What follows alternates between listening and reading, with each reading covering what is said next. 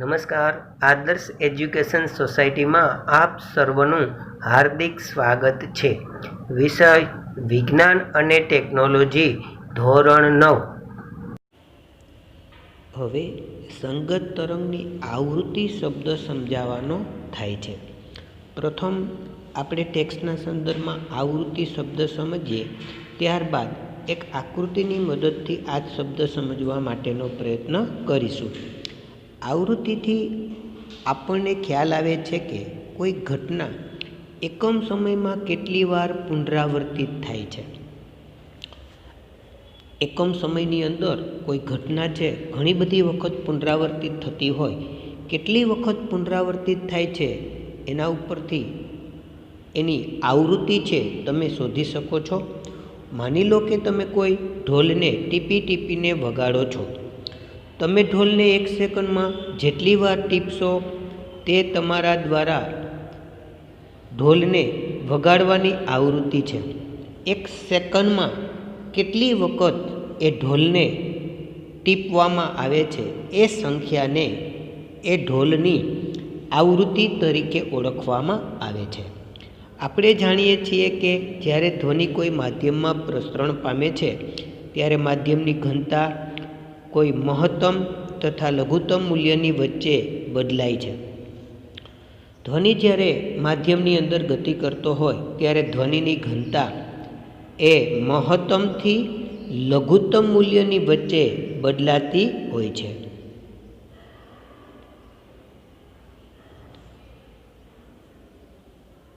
ઘનતા અધિકતમ મૂલ્યથી લઘુત્તમ મૂલ્ય સુધી જઈ, પહેલાં ઘનતાનું શું થાય, એ મેક્સિમમ મૂલ્ય સુધી જાય, પછી એ ન્યૂનતમ મૂલ્ય સુધી જઈ ફરી અધિકતમ મૂલ્ય સુધી પહોંચે ત્યારે એક દોલન પૂર્ણ થયું એમ કહેવાય.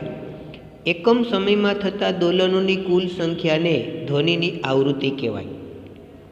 મિત્રો, આવૃત્તિની વ્યાખ્યા આપવી હોય તો એકમ સમયમાં થતા દોલનોની કુલ સંખ્યાને ધ્વનિની આવૃત્તિ તરીકે ઓળખવામાં આવે છે. જો આપણે એકમ સમયમાં આપણી પાસેથી પસાર થતા સંઘનનો અથવા વિઘનનોની સંખ્યા ગણીએ તો આપણને ધ્વનિ તરંગની આવૃત્તિ મળે છે.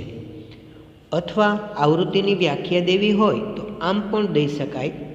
માધ્યમમાં કોઈ બિંદુ પાસેથી એકમ સમયમાં પસાર થતા સંઘનન અથવા વિઘનનોની સંખ્યાને ધ્વનિ તરંગની આવૃત્તિ તરીકે ઓળખવામાં આવે છે.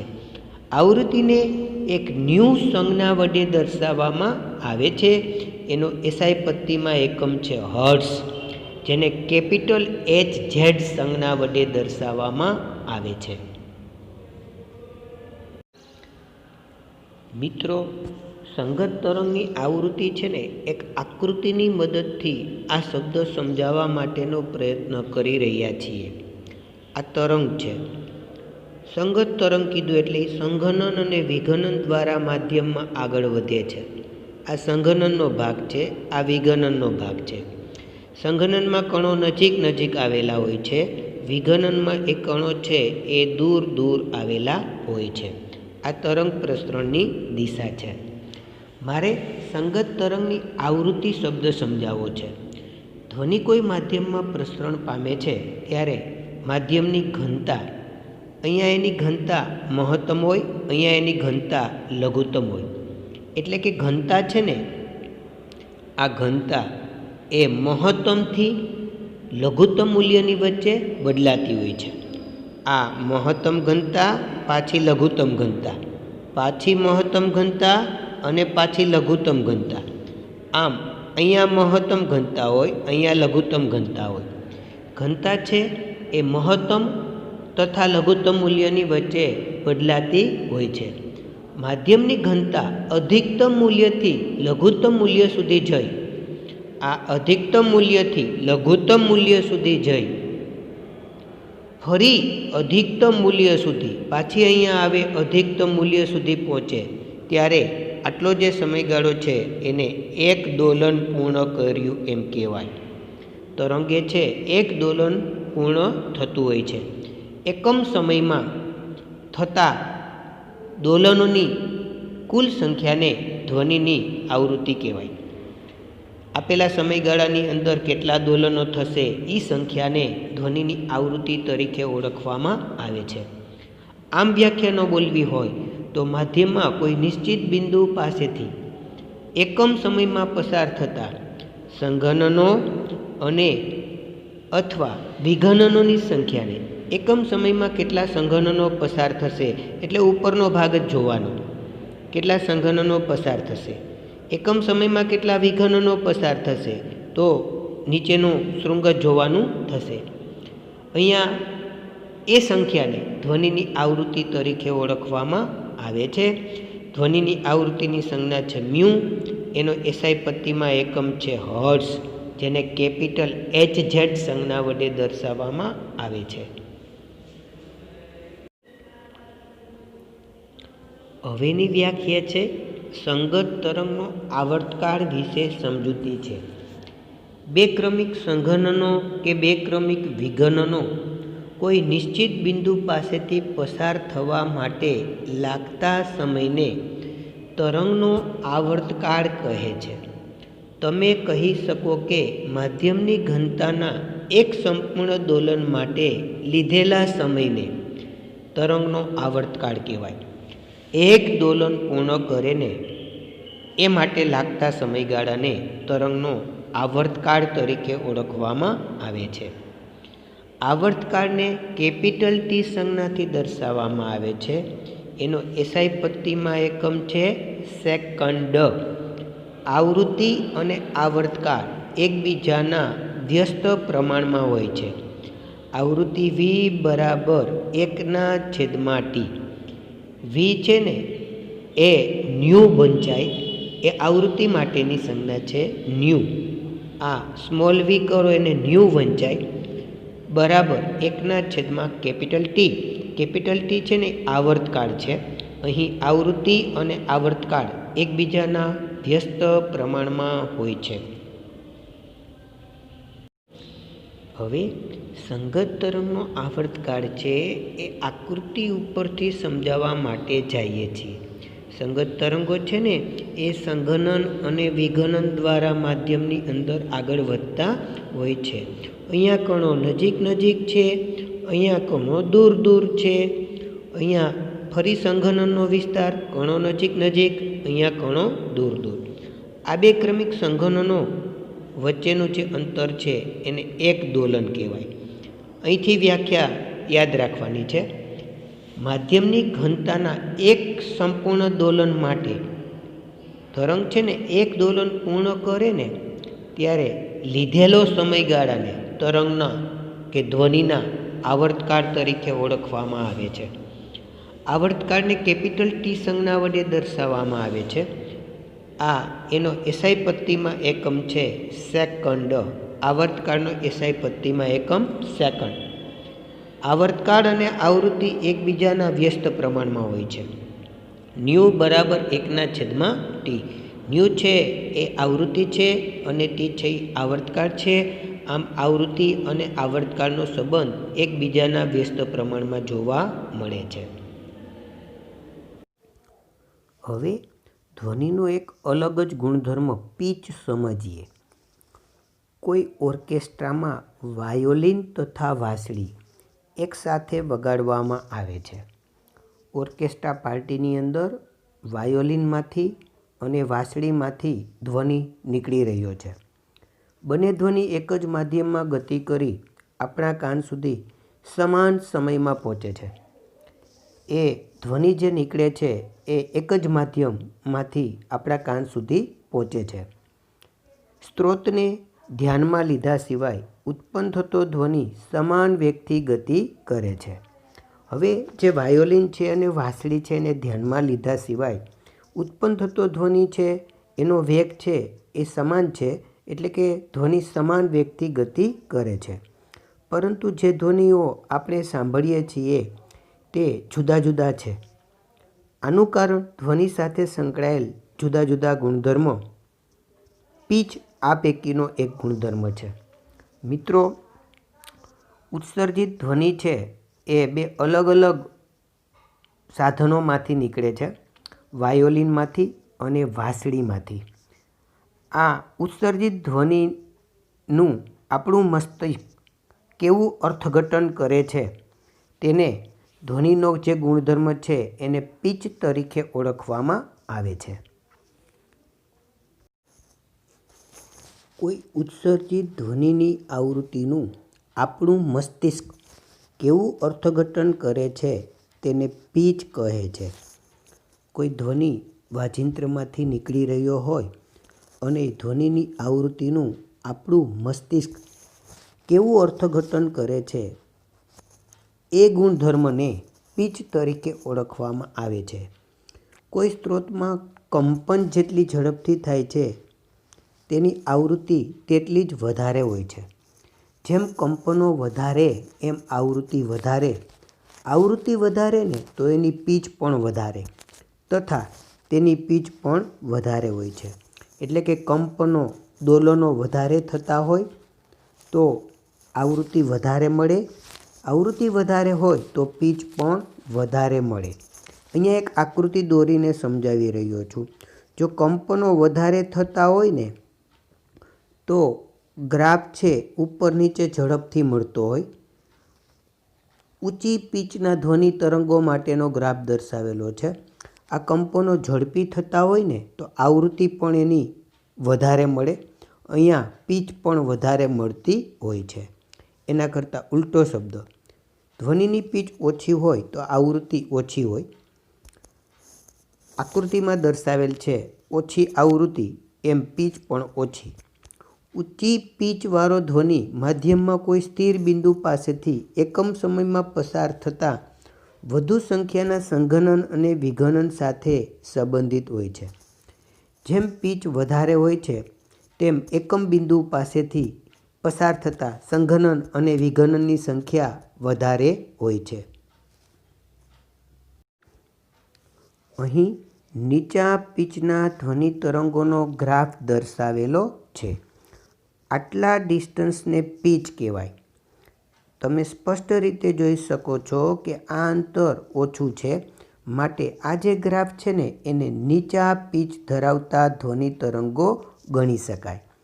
એનાથી ઉલટું ઊંચા પિચ ધરાવતા ધ્વનિ તરંગોનો ગ્રાફ દોરું છું. અંતર વધારી દેવાનું છે. આ અંતર વધારી દો તો ઊંચી પિચ ધરાવતો ધ્વનિ તરંગોનો ગ્રાફ મળી જશે. આટલા અંતરને આ અંતરને પિચ કહેવાય.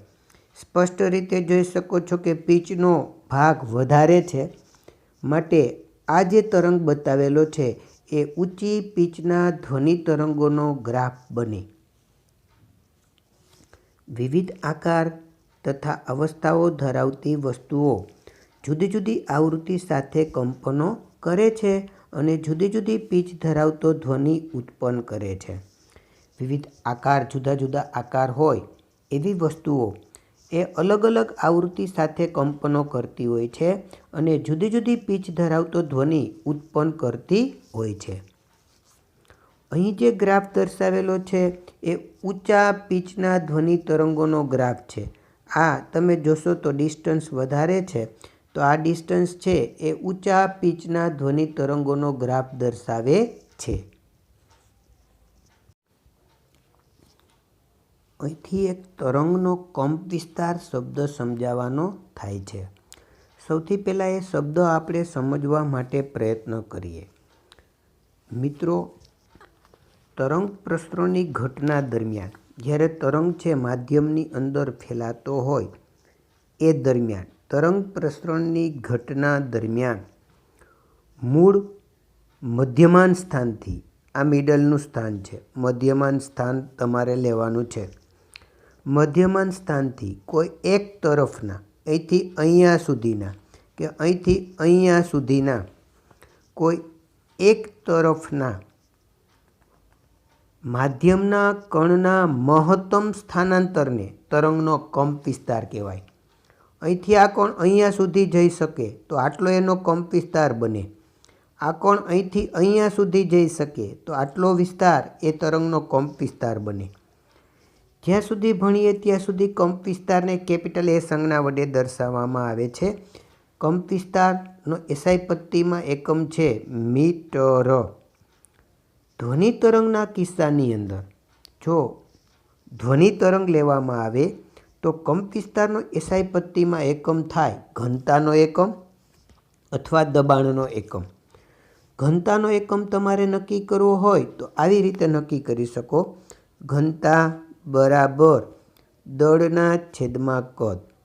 દળ છે ને એ કિલોગ્રામમાં મપાય, કદ છે એ મીટરનો ઘન. આ ધ્વનિના કિસ્સામાં કંપવિસ્તારનો એકમ બને અથવા દબાણનો એકમ. દબાણની વ્યાખ્યા એવી છે કે દબાણ બરાબર બળના છેદમાં ક્ષેત્રફળ. બળના છેદમાં ક્ષેત્રફળ. બળનો એકમ છે ન્યૂટન, ક્ષેત્રફળનો એકમ છે લંબાઈ ગુણ્યા પહોળાઈ કે લંબાઈ ગુણ્યા લંબાઈ એટલે કે મીટરનો સ્ક્વેર. આ ન્યૂટન પ્રતિ મીટર સ્ક્વેર એ ધ્વનિના કિસ્સામાં કંપવિસ્તારનો એસઆઈ એકમ બને. આમ ધ્વનિના કિસ્સામાં કંપવિસ્તારનો એસઆઈ એકમ કાં દબાણનો એકમ લખી નાખો કાં ઘનતાનો એકમ લખી નાખો. એ એકમ છે એ કંપવિસ્તારનો એકમ બને. હવે ટેક્સ્ટના સંદર્ભમાં તરંગનો કંપવિસ્તાર સમજીએ.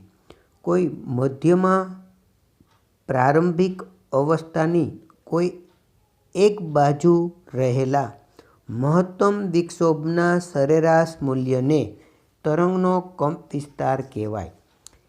કંપવિસ્તારને એ સંજ્ઞા વડે દર્શાવવામાં આવે છે.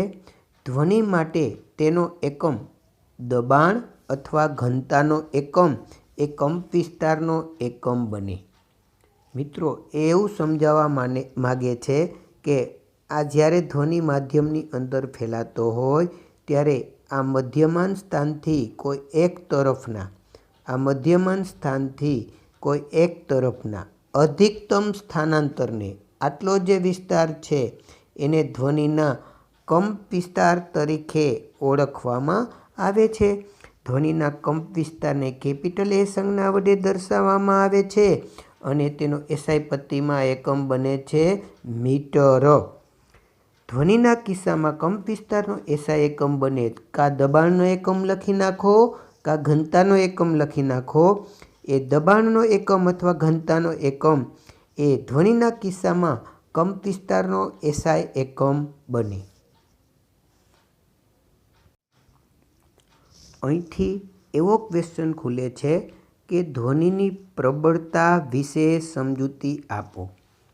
ધ્વનિની પ્રબળતા અથવા મૃદુતા તેના કંપવિસ્તારથી જાણી શકાય છે.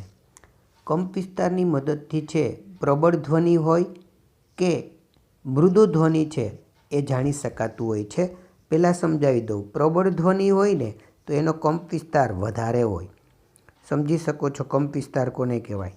આટલા ડિસ્ટન્સને કંપવિસ્તાર કહેવાય. આ ડિસ્ટન્સ આ કંપવિસ્તાર છે. આ પ્રબળ ધ્વનિનો કંપવિસ્તાર વધારે હોય. હવે એનાથી ઉલટું, જો મૃદુ ધ્વનિ હોય, મૃદુ ધ્વનિ તો એનો કંપવિસ્તારનો એરિયો છે ને એ નાનો બતાવવાનો છે. આટલો વિસ્તાર છે ને એને કંપવિસ્તાર કહેવાય. આ મૃદુ ધ્વનિ છે. તમે સ્પષ્ટ રીતે સમજી શકો છો કે કંપવિસ્તાર નાનો તો એ ધ્વનિ મૃદુ, કંપવિસ્તાર મોટો તો ધ્વનિ પ્રબળ. ધ્વનિની પ્રબળતા અથવા મૃદુતા એના કંપવિસ્તારથી જાણી શકાય છે. જો કોઈ ટેબલ પર ધીમેથી મુક્કો મારી તો તમને એક મૃદુ ધ્વનિ સંભળાશે, કારણ કે આપણે ઓછી ઉર્જાનો ધ્વનિ તરંગ ઉત્પન્ન કરેલ છે. પરંતુ જો ટેબલ પર જોરથી મુક્કો મારવામાં આવે તો આપણને પ્રબળ ધ્વનિ સંભળાય છે. શું તમે તેનું કારણ કહી શકશો? પ્રબળ ધ્વનિ લાંબા અંતર સુધી જઈ શકે છે કારણ કે તેની સાથે સંકળાયેલી ઉર્જા વધારે હોય છે. ધ્વનિ ઉત્પાદક સ્ત્રોતમાંથી નીકળ્યા બાદ ધ્વનિ તરંગો ફેલાઈ જાય છે. કોઈપણ સ્ત્રોતમાંથી ધ્વનિ નીકળે છે ત્યારબાદ એ ધ્વનિ છે એ તરંગો સ્વરૂપે ફેલાઈ જતો હોય છે. સ્ત્રોતથી દૂર જતાં તેનો કંપવિસ્તાર અને પ્રબળતા બંને ઘટતી જાય છે. આ સ્ત્રોત હોય એનાથી તમે દૂર જતા જાઓ એમ ધ્વનિની પ્રબળતા પણ ઘટતી જાય અને કંપ વિસ્તાર પણ ઘટતો જતો હોય છે. આકૃતિમાં સમાન આવૃત્તિ પ્રબળ તથા મૃદુ ધ્વનિ તરંગોના આકારો દર્શાવેલા છે. આ મૃદુ ધ્વનિ છે કારણ કે એનો કંપ વિસ્તાર છે એ ઓછો છે. મૃદુ ધ્વનિનો કંપ વિસ્તાર છે એ નાનો છે. એટલા માટે આ ધ્વનિને મૃદુ ધ્વનિ તરીકે ઓળખવામાં આવે છે. એનાથી ઉલટું અહીંયા જોશો તો પ્રબળ ધ્વનિ. આ ધ્વનિનો કંપ વિસ્તાર મોટો છે. જે ધ્વનિની અંદર કંપ વિસ્તાર મોટો જોવા મળે એવા ધ્વનિ તરંગને પ્રબળ ધ્વનિ તરીકે ઓળખવામાં આવે છે. આ ગ્રાફ પ્રબળ ધ્વનિ તરંગોનો દર્શાવેલો છે. ધ્વનિની ગુણવત્તા અથવા ધ્વનિની ગુણતા એવી લાક્ષણિકતા છે જે આપણને સમાન પિચ અને તીવ્રતા ધરાવતા ધ્વનિને એકબીજાથી જુદા પાડવાની ક્ષમતા આપે છે. જો ધ્વનિની પિચ સરખી હોય અને તીવ્રતા સરખી હોય એવા ધ્વનિને જુદા પાડવા માટે ધ્વનિની ગુણવત્તા છે એ અગત્યનો ભાગ ભજવે છે. જે ધ્વનિ સુખદ અનુભવ આપે છે તેની ગુણવત્તા વધારે સારી ગણાય. એક જ આવૃત્તિ ધરાવતા ધ્વનિને ટોન કહે છે. અનેક આવૃત્તિના મિશ્રણથી ઉત્પન્ન થતા ધ્વનિને સ્વર કહે છે. અને એ ધ્વનિ સાંભળવામાં કર્ણપ્રિય હોય છે. ઘોંઘાટ કર્ણપ્રિય હોતો નથી. મ્યુઝિક સાંભળવામાં સુખદ અને ઉચ્ચ ગુણવત્તા ધરાવે છે. મ્યુઝિક છે એ સાંભળવું આપણને ગમે છે કારણ કે એમાંથી જે ધ્વનિ તરંગો નીકળી રહ્યા છે અને એની ગુણવત્તા છે એ સારી છે. શ્રેષ્ઠ સંગીત સાંભળવામાં સુખદ અનુભવ આપે છે અને ઉચ્ચ ગુણવત્તા ધરાવતું હોય છે. આપ સર્વ મારી સાથે જોડાયા તે બદલ આભાર.